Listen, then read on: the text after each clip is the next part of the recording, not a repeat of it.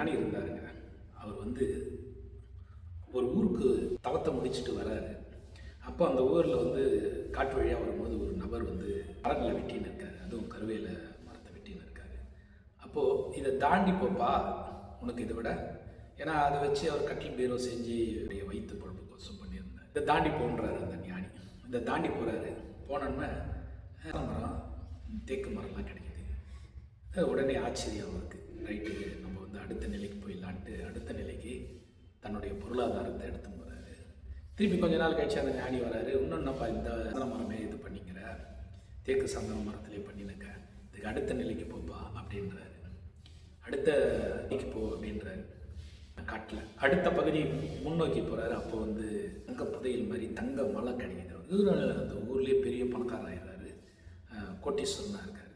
திருப்பி அவருக்குள்ள ஒரு தேடல் வந்து ஞானி வரலையே அப்படின்னு ஏங்கினுக்கிறார். ஞானி வராரு. அடுத்து முன்னேறி போப்பா காட்டில் அந்த பகுதி அப்படின்னு சொல்கிறாரு. காட்டு பகுதியை காட்டுறாரு. அடுத்த பகுதி போகிறாரு. போகும்போது பயிரெல்லாம் கிடைக்குது. இன்னும் பெரிய கோட்டீஸ்வரன் ஆயிடுறாரு. அப்போது ஒரு நாள் வந்து ஞானி வரவே இல்லை. ஒரு 6 மாதம் வரவே இல்லை அந்த துறவி.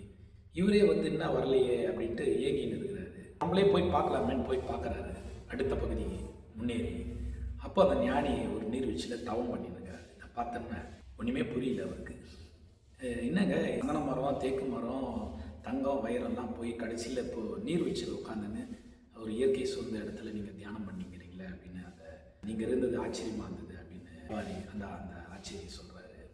அப்போது ஞானி சொல்கிறாரு, இதுதான் உண்மையான ஒரு சுதந்திரத்தன்மையும் ஆனந்த நிலையும் பரவச நிலையும் இயற்கையாக நம்ம வாழற ஒரு அற்புதமான விஷயம்ன்றார். அப்போது ஒரு சிங்கம் போகும். ஐயா சிங்கம் போதியா அப்படின்றாரு. அந்த அவரை தாண்டி போகுது. ஆனால் ஒன்றும் பண்ணாது. அப்போது அதுக்குள்ளே ஒரு பய உணர்வும் ஒரு படப்படப்பு வந்தது. ஆனால் ஞானி துறவி அமைதியாக இருக்கிறாரு. அது பாட்டு போயிடுச்சு, பின்னாடி தாண்டி போயிடுச்சு. அப்போது இந்த நீங்கள் சிங்கத்தை பார்த்து பயப்படலையா அப்படின்றாரு இவர் ஆச்சு. அப்போ சொல்கிறாரு இவர், சிங்கம் வந்து நீங்கள் பேர் வைக்கிறது சிங்கம், புலி, பூனை, கரடி, நீங்கள் அதுங்களுக்கு சிங்கம்னு அது பேரே தெரியாது. ஏன்னா அது பிறக்குது, சாப்பிடுது, தூங்குது, இனப்பெருக்கம் பண்ணுது, இறந்து போகுது. அதனுடைய தன்மை இயற்கையாக வாழ்ந்து இறந்து போகிறது. அது ஒரு ஜீவன். நீங்கள் தான் சிங்கம், குதிரை, நாயின்னு பேர் வைக்கிறீங்க. அதுங்களுக்கு எதுவுமே நீங்கள் வைக்கிற பேர் தெரியாது. அதுங்களுக்குன்னு வேறு பாஷை இருக்குது. எறும்பு கூட ஒரு கூட்டமாக தான் போகும். அது அந்த பாஷை நமக்கு தெரியாது. அதனால் விலங்குகளுக்கு, பறவைகளுக்குன்னு ஒரு பாஷை இருக்குது. அந்த பாஷையில் தான் அதுங்க வாழுதுங்க, பிறப்பெடுக்குதுங்க, இனப்பெருக்கம் பண்ணுது, இறந்து போகுது. மனிதன் அப்படி கிடையாது. மனிதன் வந்து மாயையில் வச்சுக்கின்னு ஆசை, அறிவு பிரகாசமாகி அறிவுன்ட்டு எதெல்லாம் நம்ம நினச்சி ஓடுறோமோ அதெல்லாம் வந்து வாழ்க்கையில் சில விஷயங்கள் நமக்கு வந்து புரியாத புதிராகிடுதுன்றாரு. வாழ்க்கைன்றது நம்ம கொண்டாட வேண்டியது, ஆனந்தமாக இருக்க வேண்டியது, சுதந்திரமாக இருக்க வேண்டியது. வாழ்க்கையை ஒவ்வொரு வினாடியும் உங்களுடைய எண்ணங்களை தூய்மையாக வச்சுங்க. எண்ணங்கள் தூய்மையானால் நம்ம வாழ்க்கை, செயல்கள் எல்லாமே ஆனந்தமாக இருக்காங்க.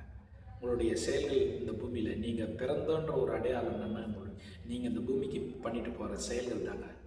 நன்றி, வணக்கம்.